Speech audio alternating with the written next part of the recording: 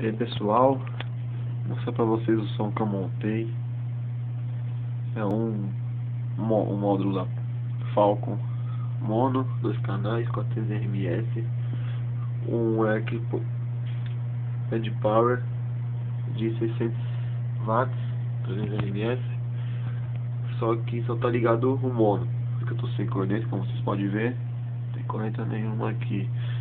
Essa caixa com 2 cilindros, 200 ms cada um, não é muito não, mas tem um grave da hora.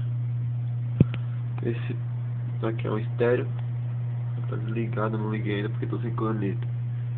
Ligar nesse aparelho aqui é o som do meu computador. Então vamos lá, vou dar um play aqui.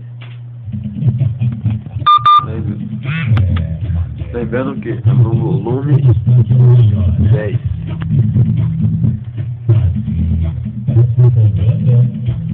Depois eu vou fazer um vídeo